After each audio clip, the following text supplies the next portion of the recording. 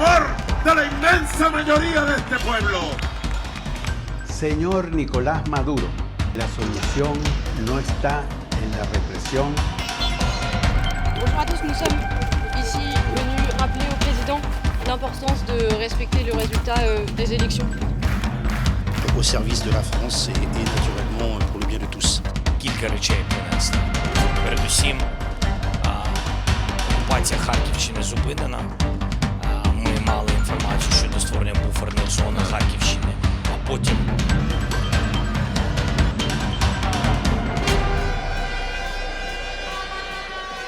Estas son las voces y las imágenes que ya recorren el mundo. Bienvenidos. Así comenzamos Televisión Pública Noticias Internacional por la próxima hora y esta agenda que recién le adelantábamos en estas imágenes y en estas voces. Pero rápidamente los adelantos. Uno de los temas centrales, Venezuela, Maduro no ceda a las presiones. En minutos un informe especial. Seguimos recorriendo el mundo. Nos vamos a Francia. Macron obligado a nombrar primer ministro.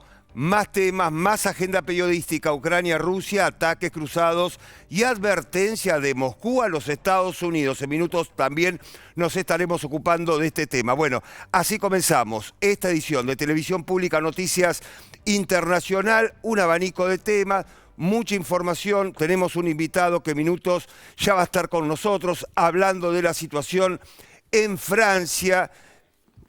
Emmanuel Macron, como decíamos, obligado a elegir primer ministro. Leticia, buenas tardes, bienvenida, ¿cómo estamos? Buenas tardes, lo Pablo. decíamos recién, ¿no? Una situación en Venezuela, otra situación complicada política en Francia. Si te parece, comenzamos con el primer adelanto, que es Venezuela. Sí, que lo hablábamos con nuestro productor Francisco. Sí, claro. Crisis política. Tal con cual. la diferencia que en el caso de Venezuela, la crisis es consecuencia de el no haber respetado la institucionalidad, prácticamente de no haber, o concretamente, no haber presentado las actas hasta el día de hoy. Se suma que en las últimas horas, Pablo, habló el presidente de Brasil, Sí. Lula da Silva, que sabemos que tiene un rol clave no solo por el lugar que ocupa Brasil en la región y en el mundo, sino por también considerarse que era un aliado de Maduro, o al menos que tenía más cercanía al gobierno de Nicolás Maduro. ¿Qué dijo Lula nuevamente en una entrevista radial? Que no reconoce la victoria de Maduro ni de la oposición, en esos términos lo puso, pero en lo concreto lo que dice es, Maduro dice que ganó, pero no presentó pruebas, Claro. Exigimos pruebas. Así que bueno. ¿Qué son las pruebas? Son las actas. Exactamente. Eso, que ni más ni siguen sin menos. conocerse, que además recordemos que pasó por la justicia venezolana, la justicia venezolana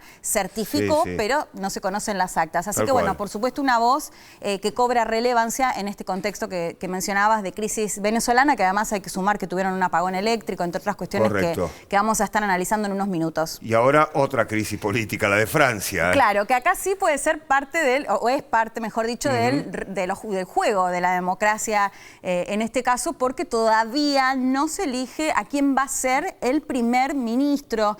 Hay una particularidad, ahí lo vamos a charlar igual con Sí. nuestro entrevistado, porque al no tener una fecha concreta en la que se tiene, en la que tiene Exacto.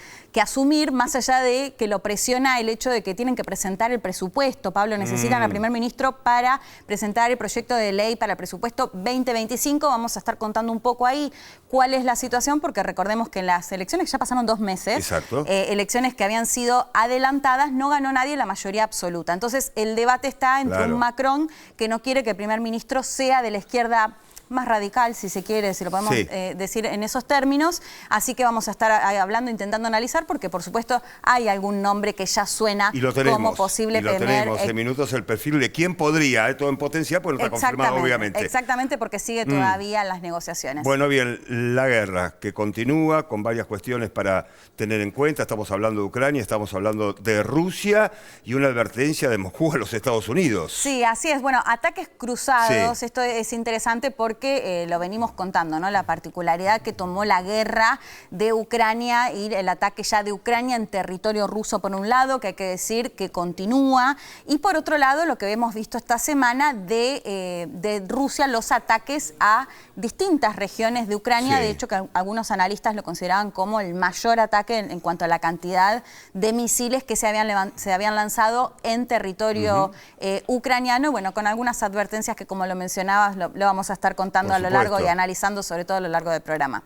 Ya mismo nuestro primer informe especial tiene que ver con la situación En Venezuela, un poco más de un mes de las elecciones presidenciales, el presidente venezolano Nicolás Maduro no cede a las presiones. Informe.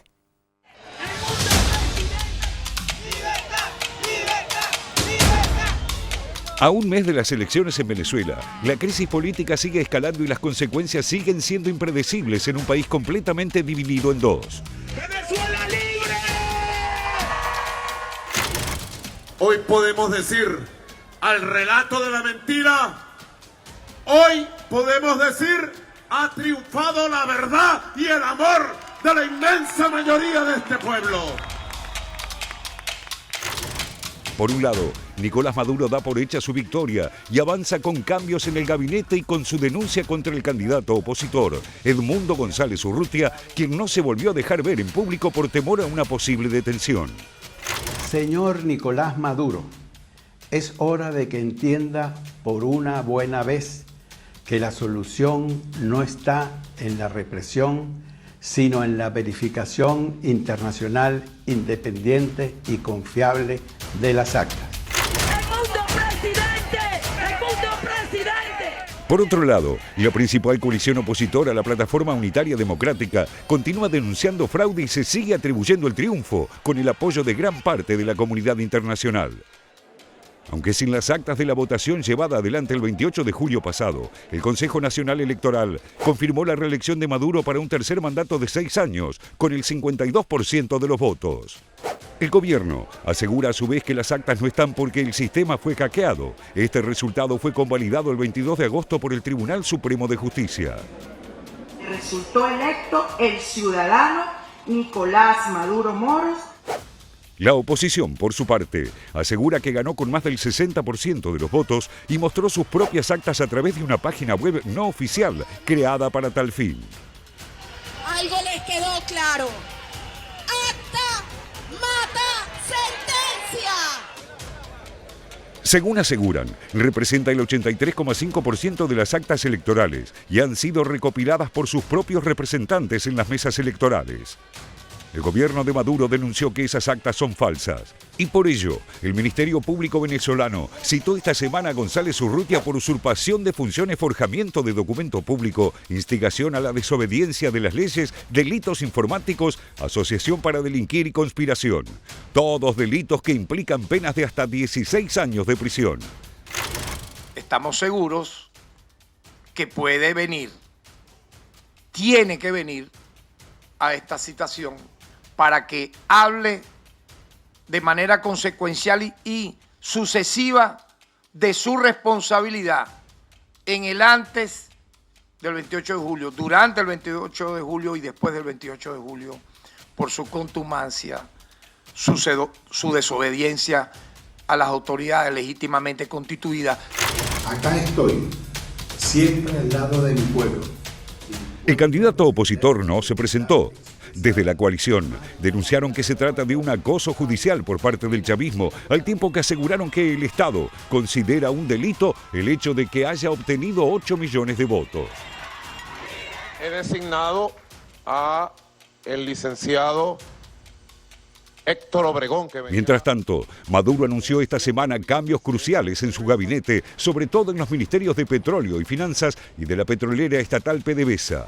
Además, decidió que el actual diputado Diosdado Cabello, representante del ala dura del chavismo, regrese al frente del Ministerio del Interior, cargo que ya ejerció durante 22 años. Ambas posturas enfrentadas a su vez se vieron este mes numerosas veces en las calles en marchas y contramarchas en apoyo a uno u otro lado de la grieta en medio de la represión y la detención de numerosos manifestantes. La líder opositora María Corina Machado es la cara visible de esas manifestaciones y esta semana, al cumplirse un mes de los comicios, volvió a encabezar una protesta. En ella dijo que el gobierno de Maduro está cada vez más aislado. Como una servilleta pretenden que el mundo reconozca esa farsa, pues no. Hoy el mundo reconoce la verdad. El pueblo de Venezuela votó por el cambio y Edmundo González Urrutia es nuestro presidente electo. entre los gobiernos de la región. En tanto, Chile volvió a rechazar la confirmación del supuesto triunfo de Maduro a través del máximo tribunal venezolano. En tanto, Brasil y Colombia, si bien no reconocieron la legitimidad del gobierno, mantienen abiertos canales de diálogo con el chavismo, aunque la presión que pueden ejercer parece cada vez menos decisiva. Y la crisis se acrecienta en un país cada vez más polarizado. Bueno, así están las cosas en Venezuela. Allí la imagen del presidente Nicolás Maduro, que sigue resistiendo la presión mundial. Gran parte del planeta le está justamente diciendo no a Maduro en cuanto al apoyo, en cuanto a la credibilidad del fallo del tribunal, justamente que lo dio como ganador en la elección presidencial celebrada hace un poco más de un mes. Decíamos, gran parte del planeta se está expresando, obviamente, dan su opinión, sus apoyos y diferencias en cuanto a la postura del gobierno de Venezuela. Bueno, rápidamente, a ver, veamos países que rechazan el fallo del Tribunal Supremo de Justicia de Venezuela, lo decíamos recién: Argentina, Costa Rica, Chile, Ecuador, Estados Unidos, Guatemala, Panamá, Uruguay, Perú, República Dominicana y Unión Europea. Decíamos, la legitimidad del gobierno de Maduro justamente en cuestión. Bueno, países que siguen exigiendo las actas electorales que no han aparecido todavía: Brasil, Colombia y México. Bueno, así entonces están las cosas con la situación de Venezuela. Una situación realmente muy complicada. Hay muchas versiones en cuanto al futuro del líder de la oposición, el candidato a presidente. Ahora lo vamos a estar confirmando con Leticia. ¿Qué podría suceder? Se habla, Leticia, de una posible detención la semana que viene. Sí, así es, Pablo. Primero me gustaría solamente aclarar o reiterar, porque por ahí a veces pareciera, se cumplió un mes ya de las elecciones esta semana, y con todas las cuestiones que se van sumando pareciera como que de pronto se embarra o se complica un poco más la situación. A ver, al día de hoy el tema de las actas, básicamente para que quede muy claro, lo que hizo el CNE fue presentar como, si yo te dijera, traigo un papelito acá y digo, Maduro ganó con el 61% de los votos, y fue lo único que presentó. No presentó ninguna documentación, ninguna acta que avale eso. Esa situación sigue exactamente igual. Lo que se sumó, que no es un dato menor, es la sentencia, y ahora voy a lo de Mundo González Urrutia, la sentencia de la justicia. Porque ¿qué hizo el gobierno, qué hizo Maduro cuando empezaron a aparecer las críticas, a decirle, bueno, todo bien, pero presentá las actas? Lo que hizo fue sostener que se presentaron las actas del Consejo Nacional Electoral a la justicia venezolana. La justicia anuncia que certifica, dice que hubo un hackeo, y suma este otro punto, que es lo que me lleva a lo del Mundo González Urrutia, porque dicen además que van a empezar una investigación penal a aquellas personas que puedan llegar a ser consideradas como el hecho de intentar usurpar un cargo o denunciar fraude. En ese contexto es justamente que surge el temor, y con razón, de la oposición, de que pueda llegar a ser detenido el Mundo González Urrutia. Claro, y no Machado. Porque no quien Machado, ocuparía el cargo de presidente justamente. Sí, hay que ver igual cómo sigue toda esta investigación. Lo que hizo la Fiscalía fue pedirle al Mundo que se presente al menos hasta 3 veces. Él no se presentó porque justamente lo considera parte de lo que viene denunciando la oposición como parte de un fraude.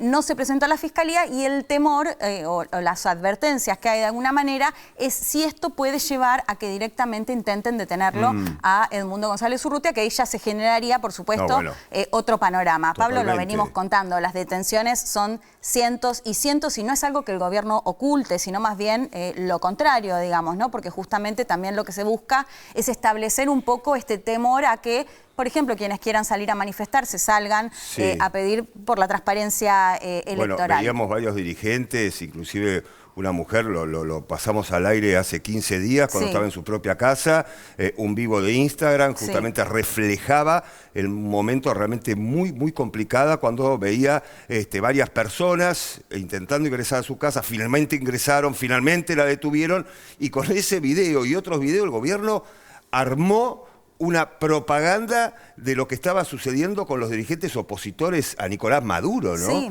y esto Digo, en el a ese marco nivel de ya esta se llegó. operación, esta famosa operación Tuntum, que no es ni Claro, más ni menos tal el cual. hecho de hacer referencia a ir a golpear las puertas y Sí, llevarse sí.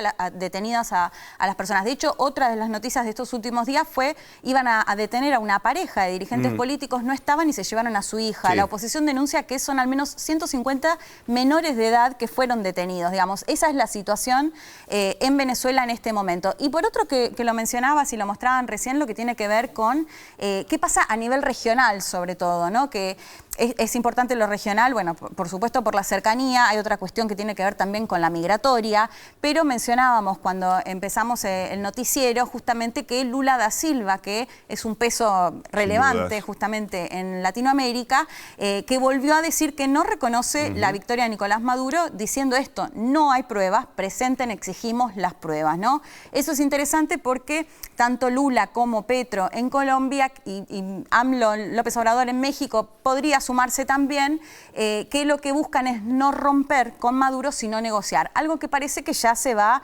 digamos, acabando la paciencia de alguna forma, porque, bueno, hemos visto en Lula un discurso ya un poco más, con más dureza, si se quiere, en ese sentido. Pero para sumar, además, Pablo, el tema migratorio es un tema que, por supuesto, también miran los mandatarios de la región, también miran su política doméstica, porque una nueva crisis en Venezuela puede generar una nueva ola migratoria. Muchos dicen, bueno, no se sabe porque tampoco es que la situación de los venezolanos afuera, digamos, genere una esperanza. Exacto. Lo veníamos contando, una Venezuela que ya no es la Venezuela del desabastecimiento, que hay una mejora económica, pero bueno, hay que ver qué pasa con una nueva crisis política. Sí, Recordemos si esto se extiende en el tiempo, si esta situación tan particular que vive Venezuela se extiende en el tiempo. Vos fíjate, Leticia, ¿no?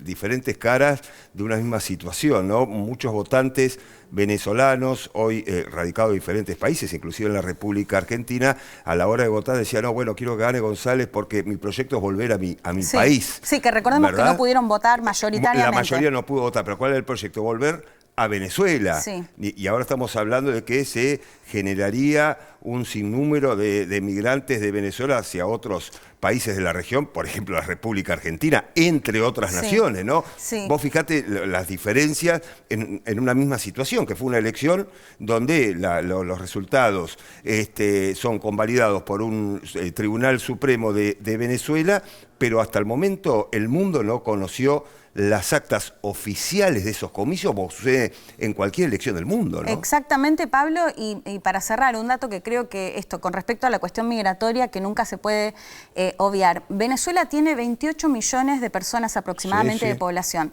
Se calcula que ya son casi 8 millones los que están fuera de Venezuela, y Pablo, esto es lo que me dicen los académicos, los especialistas, incluso el número puede ser bastante mayor porque muchos llegan de manera ilegal también. Entonces, estamos hablando de que casi un tercio de su población está fuera del país. Esto es una realidad que no se puede obviar y que además, bueno, esto lo decía también, el interés de la política doméstica de los países de la región, porque por supuesto, como pasa siempre, como de hecho es comparable a números de Siria, Afganistán, digamos, países con conflictos bélicos, donde lo que se da siempre es que son los países de la región quienes más reciben. Bueno, el caso de Latinoamérica es el mismo, ¿no? Colombia es el país que más recibe, por eso también, bueno, vemos a un Gustavo Petro que de hecho él mismo lo ha planteado, digamos, no solo el interés sobre el respeto a la institucionalidad democrática en Venezuela, sino que también tiene que ver con una cuestión de política doméstica y una posibilidad de una nueva ola migratoria, que esto, bueno, muchos dicen tampoco tienen una esperanza muy grande por la situación que viven los venezolanos afuera del país también, pero bueno, sin dudas no se puede descartar en el marco, digamos, del recrudecimiento de la crisis política en Venezuela. Bueno, es un tema el de Venezuela, lógicamente, Leticia, que vamos a seguir analizando en las próximas ediciones. Recorremos ahora el mundo con esta síntesis y luego Félix Taylor adelanta lo que viene. Pakistán. El ejército atacó separatistas en Balochistán. Las Fuerzas Armadas iniciaron una contraofensiva en represalia a los atentados perpetrados por grupos separatistas insurgentes en esa provincia, que habían dejado al menos 50 muertos. La zona de conflicto es rica en recursos y contiene importantes proyectos mineros liderados por China, que controla un puerto. Protesta de camioneros en Colombia. Rechazan el aumento al diésel anunciado por el gobierno de Gustavo Petro. También exigen medidas de seguridad en las rutas, dado que son víctimas permanentes de robos y ataques armados. El Salvador. capacitan reclusos en oficios y talleres. El gobierno de Nayib Bukele puso en marcha un programa destinado a presos comunes y colaboradores indirectos de las maras para evitar el ocio durante el tiempo que permanezcan en la prisión. Actualmente, las cárceles salvadoreñas suman 100.000 reclusos, de los cuales 82.000 están detenidos por el régimen de excepción por presuntos pandilleros. Momento de la primera pausa, y cuando regresemos, Ucrania-Rusia, ataques cruzados. Y además, Francia sin gobierno, a 2 meses de las parlamentarias. Emmanuel Macron realiza consultas con las fuerzas parlamentarias, pero no logra consenso para nombrar un primer ministro. Todo esto y mucho más te lo contamos en instantes en esta edición internacional de Televisión Pública, noticias en vivo para todo el país hasta las 19 con Pablo Viña y Leti Martínez. Ya volvemos.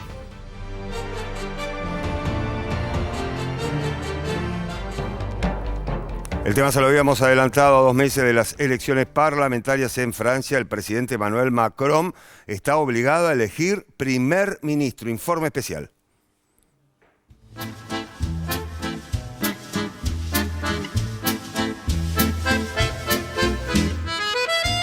Y la crisis política que atraviesa Francia pareció pasar a segundo plano durante el desarrollo de los Juegos Olímpicos, de los que el país fue anfitrión, un espíritu que continúa ahora con la 17ª edición de los Juegos Paralímpicos. Pero la paciencia se terminó y el presidente Emmanuel Macron, probablemente a su pesar, se vio obligado a iniciar la ronda de consultas con los líderes parlamentarios de los principales bloques de la Asamblea Nacional para sondear la posibilidad de formar gobierno. Y de acuerdo a los resultados de las primeras convocatorias, el riesgo de una parálisis prolongada de la gestión es muy elevado. Ce feuilleton institutionnel allait devoir s'achever. Il finit ses consultations lundi, il nous faut une réponse mardi. Parce que, à la fin, le risque est qu'on s'enferme tous, vous, nous, ce pays, dans quelque part un feuilleton institutionnel, et ce qui compte, c'est bien le quotidien des Français. La actual crisis se inició cuando, tras una importante derrota del oficialismo en las elecciones europeas y una muy buena performance de la extrema derecha de Agrupación Nacional, Macron optó sorpresivamente por disolver el Parlamento y convocar a elecciones anticipadas. Tras una primera vuelta en la que volvió a imponerse el partido de Marine Le Pen y sus aliados, en la segunda funcionó el denominado cordón sanitario para evitar que la ultraderecha llegue al poder. Se logró gracias a un acuerdo tácito entre Macron y la izquierda para retirar candidatos de ciertas circunscripciones y bloquear el triunfo de los de Le Pen. El resultado del balotaje fue una Asamblea Nacional dominada por 3 principales bloques: la Alianza de Izquierda Nuevo Frente Popular con 190 bancas, la coalición centrista de Macron con 160 y la extrema derecha de Agrupación Nacional con 140. Un escenario en el que ninguno tiene la posibilidad de constituir la mayoría requerida para formar gobierno. Donc il était entendu a priori que c'était les majorités qui constitueraient le gouvernement. Enfin, normalement, c'est une forme de logique. Bon, j'ai l'impression que rien ne peut lui convenir aujourd'hui. Macron soporta presiones de todo el espectro político que le achacan ser el responsable de la situación, en particular de la izquierda, que ostenta la mayor cantidad de bancas y reclama que el presidente nombre a un primer ministro de su sector.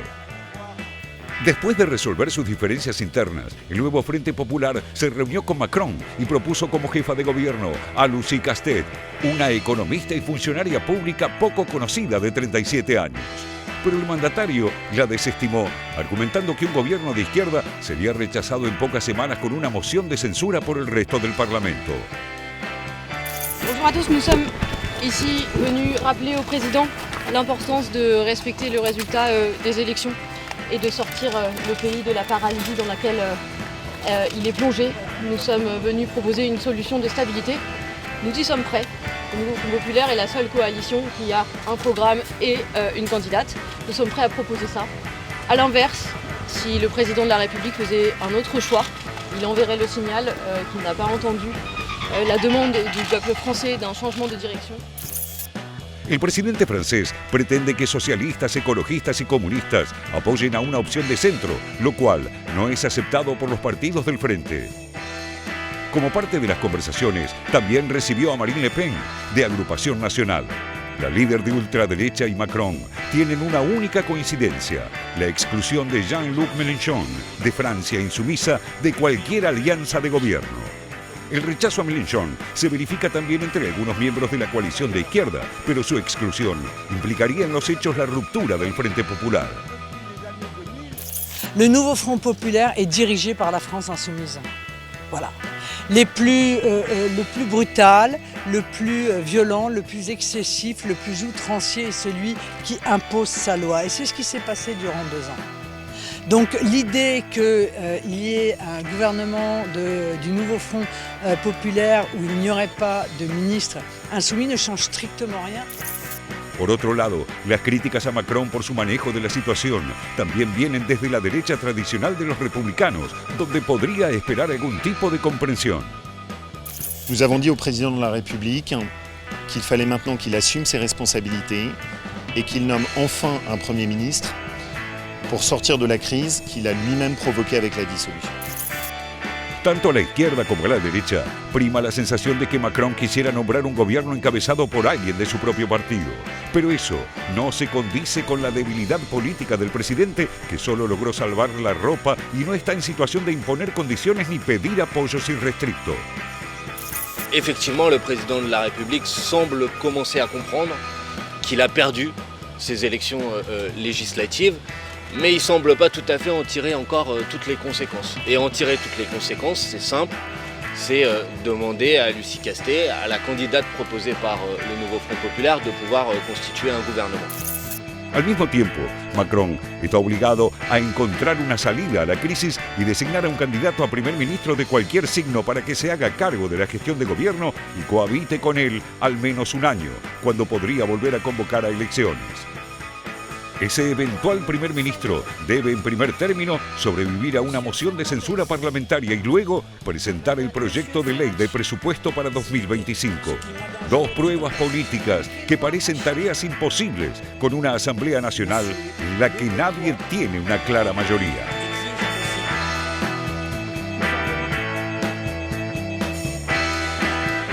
Lo decíamos, ya pasaron 2 meses de las elecciones parlamentarias. Ahora el presidente Emmanuel Macron está obligado a elegir al primer ministro. A ver, hay varias versiones, mucho se está hablando de quién podría ser. Nosotros tenemos un nombre y un apellido, Leticia, ¿no? Exactamente, estamos hablando de Bernard Cazeneuve, sí, correcto, que es uno de los nombres, como bien lo mencionabas, que suena porque todavía están en esta negociación que después lo vamos a contar mejor con nuestro entrevistado, sí, ¿no? Sí. Porque todavía no se acuerda quién va a ser el próximo premier. Pero quien más suena, como decíamos, es Cazeneuve, que tiene 61 años, es abogado. Sí. Ex primer ministro del Interior, 2014-2016, no es un dato menor, a cargo de la seguridad durante los atentados terroristas de 2015 en París. Exactamente, otro dato que no es menor. Y ya nada. Siendo ministro del Interior es cuando le piden que sea primer ministro, así que es un ex premier durante la presidencia, como decíamos, de Francois Hollande en el 2016 a 2017. Estos son los cargos que ocupó. Seguimos avanzando, más datos de quién podría llegar a ser el futuro primer ministro de Francia. Militó en el Partido Socialista, pero lo abandonó en el año 2022, hace 2 años. Exactamente, y es un dato relevante porque recordemos otro de los puntos que lo vamos a ver después, pero Macron también tiene origen socialista, ¿no? Como presidente previo. Es muy crítico de la Francia insumisa, que es la de Mélenchon, que justamente es el pero que pone Macron. Y bueno, apoyó a Macron, lo decíamos, y mantiene una buena relación con el presidente francés, que como decíamos, que también tiene origen socialista, más allá de que los dos se terminan yendo del partido. Bueno, y podría encabezar un gobierno de centro-izquierda, pero debería trabar alianzas para construir una mayoría parlamentaria que lo apoye, nada más y nada menos. Exactamente, y el dato es, muchos lo califican como calma, mesura, lo describen de esta manera, que tiene poco conocimiento popular, si se quiere, poco conocimiento, pese a haber sido ex premier, pero la negociación posible es que puede también llegar a convencer al partido de derecha, a los republicanos. Ese es uno de los datos que surge con este nombre, Pablo, que como lo mencionábamos, es uno de los que suena como posible primer ministro de Francia. Bien, lo habíamos adelantado, ya tenemos a nuestro invitado para hablar de la situación política en Francia. Félix Taylor, la ficha de nuestro invitado. A ver.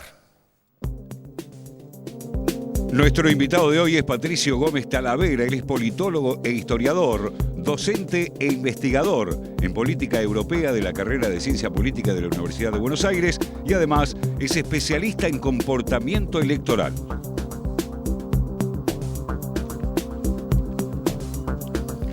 Bien, Patricio. Buenas tardes, bienvenido, un placer, ¿eh? Buenas tardes, el placer es mío. Bueno, mucho para hablar de la situación política en Francia. Recién mencionamos quién, en potencial obviamente, quién podría ocupar el cargo de primer ministro. A ver, estamos cerca, estamos lejos, se está hablando de este nombre que recién justamente allí describíamos este perfil.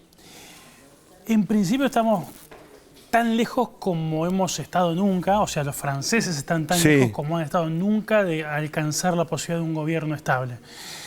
Básicamente lo que devela la idea de que un hombre como el de Bernard Cazeneuve esté circulando como primer ministro es que Macron continúa en una estrategia que ha adoptado desde la disolución de la Asamblea Nacional Francesa, que es apostar por la división de la izquierda. Apostar por fracturar al nuevo Frente Popular, que es la coalición de izquierda, y separar a Mélenchon del Partido Socialista. Cazeneuve, como ustedes bien dijeron, fue uno de los principales funcionarios de Hollande y es una apuesta por parte de Macron de que los moderados del Partido Socialista rompan con la coalición de izquierda y de alguna manera entren en negociación con su partido. Bien. Y ahora, en ese contexto, Patricio, vimos desde el Partido Socialista que salieron un poco a alejarse de esa posibilidad, ¿no? Como a reforzar la idea de que las elecciones fueron con el Frente Popular. ¿Cómo lo estás viendo en ese sentido? Porque entiendo, perdón, un poco la estrategia esta de separar al Partido Socialista de la Francia insumisa tiene que ver también con sumar algún apoyo más de la derecha, ¿no? Corregime si esto no es así y cómo estás viendo justamente la postura del Partido Socialista. Buscar a alguien de izquierda que sea asimilable con algunas ideas de derecha y así una especie de gobierno centro-Frankenstein. Claro. Y Cazeneuve parece tener todas las fichas. Responde a un perfil como el de Attal, como a ese tipo de socialista extremadamente moderado, si queremos ser generosos. Pero el problema es que cuando se repasa la secuencia, el presidente Macron persiste en esa estrategia de que el camino no sea pactar directamente con la coalición común todo, sino buscar desmembrarla para obtener votos. Tanto en la disolución como ahora en la prolongación increíblemente larga, histórica, de un gobierno en funciones, donde se esperó hasta que se terminaran las Olimpiadas para la formación de un gobierno, y ahora el candidato que surge es alguien como Cazeneuve. Entonces ya la dinámica del otro lado que vos estás instalando es cuál es. Vos estás buscando fracturarme, esa es tu estrategia. Entonces del otro lado crean anticuerpos. En vez del anticuerpos para el diálogo, anticuerpos para esta persona nos quiere dividir. Entonces la conducción del Partido Socialista, ya casi como reflejo, continúa adherida a la estrategia de apoyar una estrategia colectiva de todo el frente de izquierda y no dejarse seducir por Macron, aún con una conducción del Partido Socialista moderada como la actual. Bien, Patricio, es interesante lo que estás describiendo, esta realmente la situación por la que está pasando hoy la política en Francia. Y mientras tanto, un gobierno de Macron paralizado a la espera del futuro primer ministro. Paralizado absolutamente porque además, como ustedes bien dijeron en la presentación, Francia necesita presupuestos. Y Francia no funciona como nosotros con presupuestos prorrogados. Si el Parlamento no aprueba presupuestos, el presidente va a tener que pedir una autorización extraordinaria para recaudar impuestos. Y si de eso no sale, hay un problema. Y aún si el Parlamento le diera esa autorización in extremis en enero del año que viene para recaudar impuestos, no tiene que hacer los mismos gastos que en 2024. Y todos sabemos que jubilaciones y hay gastos automáticos que se actualizan. Tal cual. Entonces se genera una situación de un problema de gobernabilidad muy serio en cosas muy básicas. Así que si bien no tiene una fecha constitucional, por decirlo de alguna manera, para elegir al primer ministro, tiene esta presión presupuestaria para tener que elegirlo, ¿no? Porque entiendo que el 1 de octubre... que un papel que te diga, tenés fecha hasta este momento del calendario, es decir, de esto depende que tengas plata para el año que viene. Claro. Patricio, te preguntaba antes por el Partido Socialista y ahora quiero preguntarte justamente por el otro partido, por la Francia insumisa. Hay un Mélenchon que, si no estoy confundida, ha dado a entender que podría llegar a correrse no él, sino alguien de la Francia insumisa. ¿Qué rol juega ahí justamente la izquierda, que bueno, izquierda radical, ¿no? La llama muchas veces para por ahí diferenciarla de la izquierda más moderada? volvemos a la idea de los patrones que vos creás con las actitudes en la negociación que vos tenés. Perdón, porque existe Sí. la idea de que puede llegar a llegar una moción de censura contra Macron. ¿Esto puede llegar a prosperar, digo, desde la Francia No hay una insumisa? moción de censura como está el Instituto del Juicio Político al Presidente de la República, que nunca ha pasado porque la Constitución francesa básicamente lo que entroniza es una especie de rey de la República, más que un presidente. Es un sistema que tiene funciones parlamentarias, que tiene características parlamentarias, pero tiene un presidente muy potente en sus atribuciones. El presidente solamente no puede ser destituido por una moción de censura, sino por un juicio político que requiere 2/3 de la Asamblea Nacional. Entonces, de alguna manera, yendo a la pregunta inicial vinculada al Partido Socialista, bueno, al crear todos esos anticuerpos, al poner la negociación en un papel tan ofensivo, obviamente las posibilidades de negociación con los adversarios se tensan porque del otro lado están esperando a ver qué ofensiva nueva va a tener el presidente que se resiste en ese argumento a asumir el resultado de la elección. Patricio, hasta acá lo que está pasando con la política en Francia, ¿no? Las idas, las vueltas, el futuro primer ministro. ¿Qué sucede con la población en el mientras tanto? Digo, ¿qué importancia le da la población a esta situación tan particular que se está generando en el gobierno de Francia? Genera ruido y cultiva descrédito, que es lo que pasa en la mayoría de las democracias. No es un problema de Francia. El problema que quizás vemos en democracias occidentales es que las democracias occidentales contienen reglas, normas, reglamentos que sirven para elegir gobiernos, pero fueron pensados en una dinámica social distinta a la que nosotros estamos viendo. Las reglas de juego de Francia es que las elecciones parlamentarias estén pegadas a las presidenciales. ¿Qué pasa? El resultado de la presidencial derrama sobre las parlamentarias, entonces el presidente tiene una mayoría cómoda, alineada a su triunfo electoral cercano en el tiempo. Como acá pasa con diputados que votamos el mismo día y derrama hacia abajo. Allá es lo mismo. ¿Qué ocurre? Eso se está rompiendo porque la elección presidencial está tomando patrones distintos a la Asamblea Nacional. Gobierno dividido, parálisis.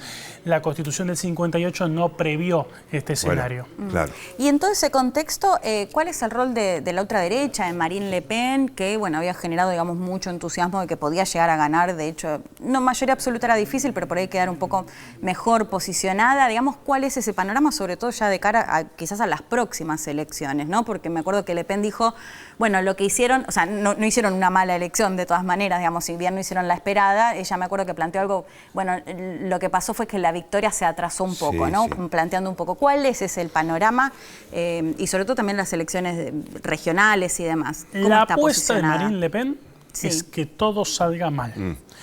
¿Por qué? Porque Macron recupera, recordemos que la Asamblea Nacional se elige en 2 vueltas, una primera vuelta y una segunda vuelta donde la izquierda y Macron pactan tácticamente, nada programático, nada muy formal, pero pactan para bloquear a los candidatos de Le Pen. Recordemos que Francia vota por distritos, no por lista proporcional.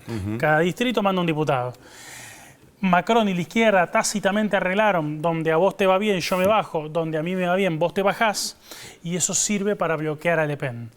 Eso implicó que Le Pen quedara tercera cuando incluso llegó a medir en las encuestas con posibilidad de mayoría absoluta. Ante eso, Le Pen lo que está haciendo es básicamente una regla muy simple. No va a apoyar un gobierno de izquierda, el presidente perdió las elecciones, no puede formar gobierno, en todo caso corresponde una coalición y corresponde que Macron negocie con nosotros, algo que no va a pasar, por lo menos en estas condiciones. Le Pen sería beneficiaria de una situación de deterioro del centro del macronismo que le permita tomar votos de ahí y en una nueva elección alcanzar la mayoría. A ver, alcanzar la mayoría en principio hoy parece bastante difícil. No imposible, obviamente, pero hoy, como estamos hoy, parados mirando esta situación tan particular, hoy sí, por eso la apuesta de Le Pen es a que todo salga mal. Y además que todo salga mal sin que ellos tengan que hacer demasiado, porque nadie le puede reprochar a Le Pen que su postura sea contraria a un gobierno de izquierdas. Claro. Su votante no le permitiría jamás confluir aunque hay con algunas cuestiones que se asemejan, ¿no? Algunos planteos de Mélenchon, por ejemplo, en lo que tiene que ver, si no me confundo, con el tema de la OTAN. Y en ese sentido preguntarte, ¿qué se puede esperar de un primer ministro? Digo, ¿qué rol puede llegar a jugar? Pienso esto en lo internacional, quizás que tiene una diferencia, o quizás la diferencia más grande es de la Francia insumisa y esta postura con respecto a Ucrania, que puede ser bastante distinta a la que tiene el gobierno de Macron. ¿Qué se puede esperar de la candidatura o de quién finalmente va a ser electo primer ministro de Francia? Va a depender mucho del perfil. La izquierda fue consciente del problema de Macron con la izquierda cuando nominó a Lucie Castex, una funcionaria vinculada al Partido Socialista del Ayuntamiento de París, como diciéndole, mira, yo te propongo una moderada. Si vos, sin ministros de Mélenchon dijo, nosotros apoyamos esta opción sin poner ministros, sabiendo cuál iba a ser la reacción de Macron. Vetó igual, entonces ahora el argumento de la izquierda es, este hombre no quiere nada con nosotros, hagamos lo que hagamos, quiere boicotear el proceso y no quiere reconocer que perdió. Esa era la táctica de la izquierda y está funcionando. Y la de Macron, que era dividirlos, no está funcionando. Claro. Entonces, de alguna manera, queda abierta la situación con la complicación de que en política exterior la voz cantante es la del presidente de la República. Porque, digamos, tiene potestad sobre la política exterior y sobre defensa. Bien. Entonces llega una situación de empate institucional y político que es muy difícil salir en estos términos. Patricio, gracias por venir. No, un placer. Gracias por la invitación. Gracias. Bueno, muy bien. Seguimos recorriendo el mundo, más noticias y luego Félix Taylor le adelanta lo que viene. Vamos. Brasil. Se intensifica el conflicto entre la red X y la justicia. Es inminente que el Supremo Tribunal Federal bloquee la plataforma social X y el servicio Starlink de Elon Musk por haber incumplido la orden de nombrar un representante en el país. La acusación es por ataques a la democracia y uso político de desinformación. El magnate denunció censura y acusó al presidente Lula da Silva. Japón. 4 muertos por el tifón Yansan. La tormenta, con vientos que alcanzaron los 180 km/h, inundó amplias áreas del país con lluvias torrenciales que dispararon advertencias por inundaciones y deslizamientos de tierra. Se registraron al menos 4 muertos y 99 heridos por accidentes relacionados con la situación meteorológica. Nueva pausa y todavía nos queda mucha información cuando regresemos. Ucrania-Rusia. Ataques cruzados y advertencias rusas a Estados Unidos. Mientras que las fuerzas de Kiev y Moscú avanzan en territorios de ambos países, el Kremlin amenazó con una tercera guerra mundial. Te lo contamos como siempre luego de la pausa en esta edición internacional de Televisión Pública Noticias. Ya volvemos.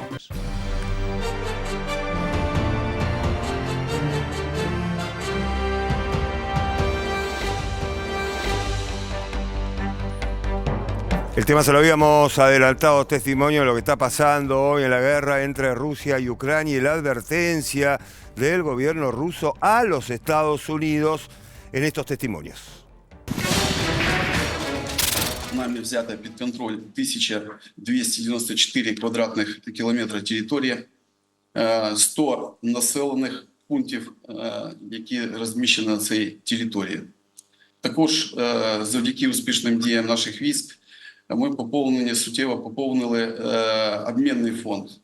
На сьогодні на цьому напрямку в полон взято 594 військовослужбовця Збройних сил Російської Федерации. Я больше тут, наверное, ничего добавлять не буду. И президент все уже давно сказал.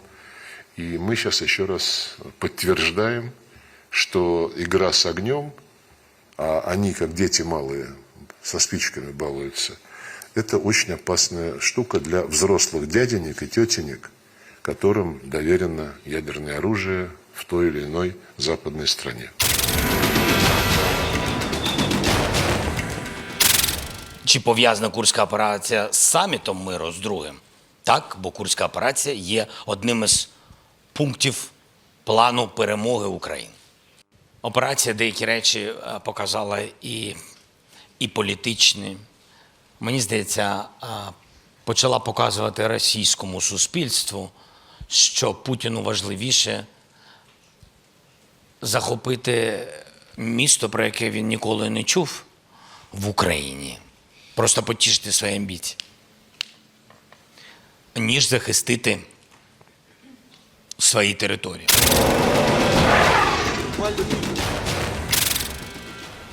Ukraine lost an F-16. Has Ukraine communicated that to the U.S.? Does the U.S. have any sense of whether it was down by Russian fire or by something else? And has Ukraine asked the U.S. for any assistance in the investigation? I've seen the reports. I'm not aware of any assistance or request for assistance from the Ukrainian side to us about this particular incident. But I'd refer you to the Ukrainians more to speak to any specifics on this pilot.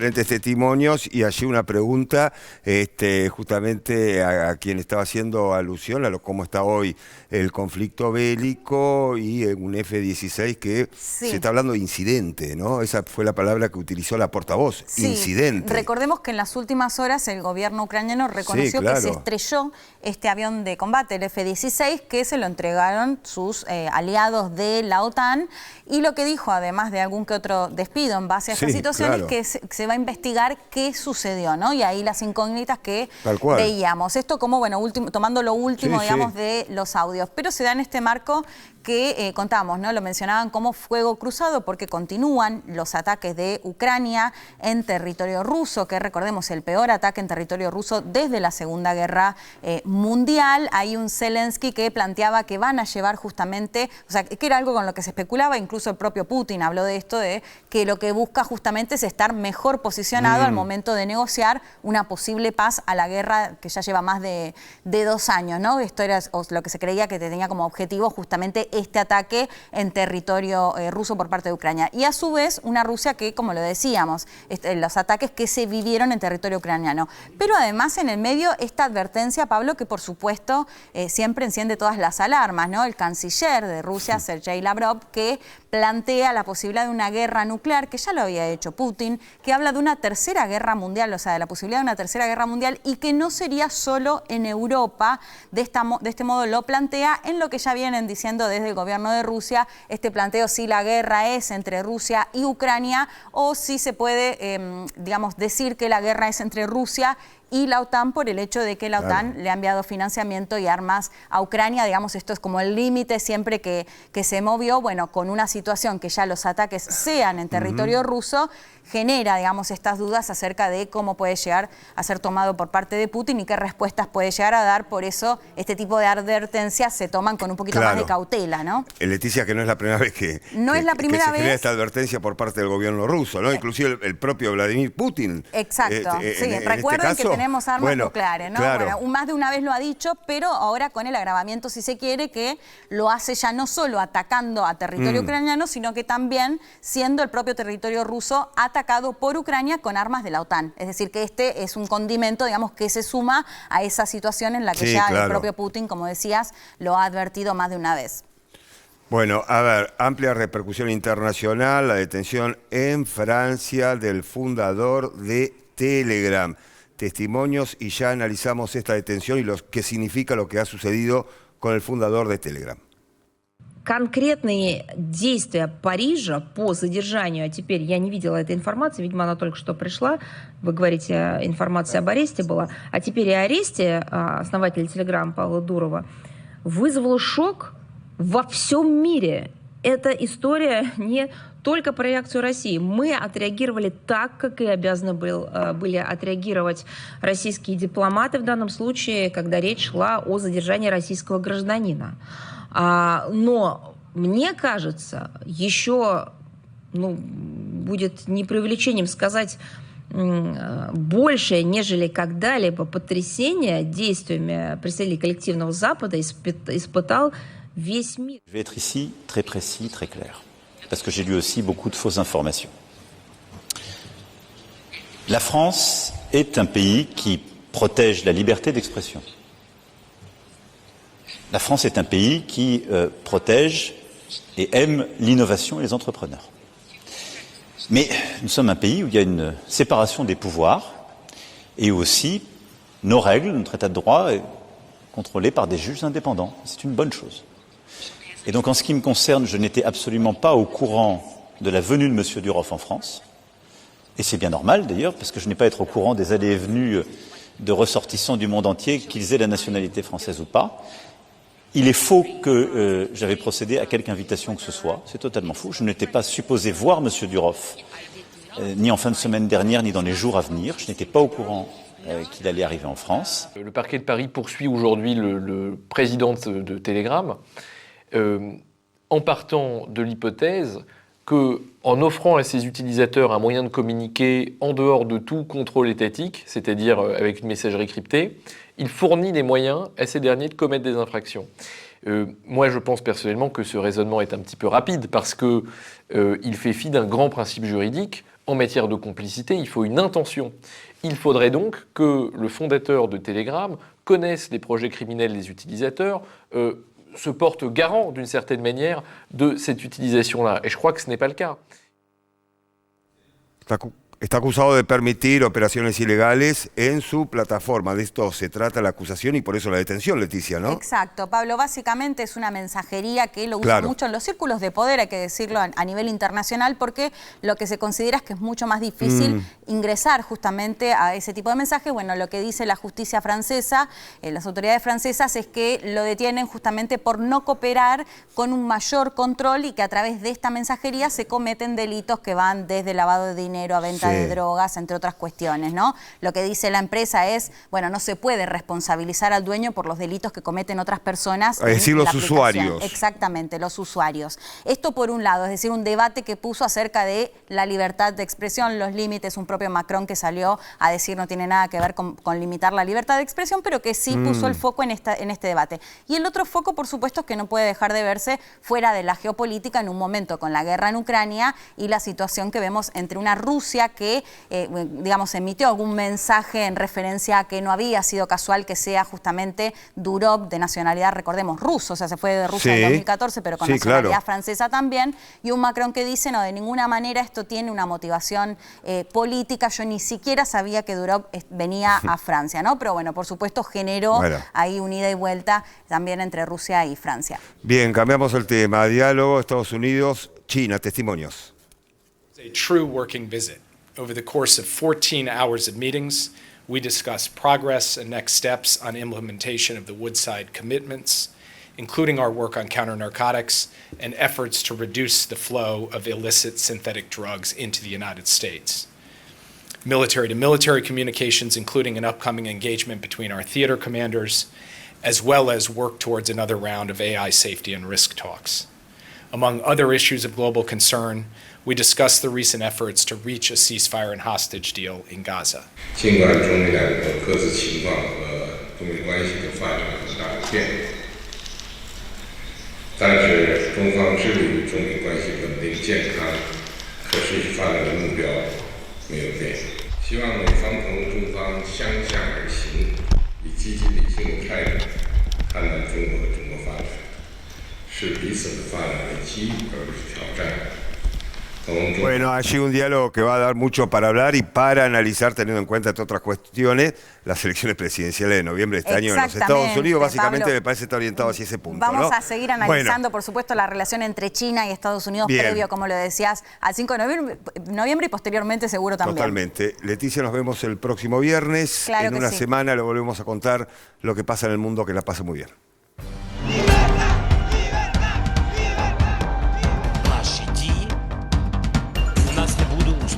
Le nouveau Front populaire est dirigé par la France insoumise.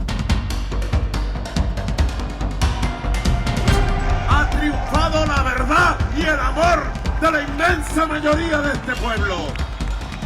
Señor Nicolás Maduro, la solución no está en la represión. Bonjour à tous, nous sommes ici venus rappeler au président l'importance de respecter le résultat des élections. Au service de la France et naturellement pour le bien de tous. Кілька речей принесли. Передусім, окупація Харківщини зупинена.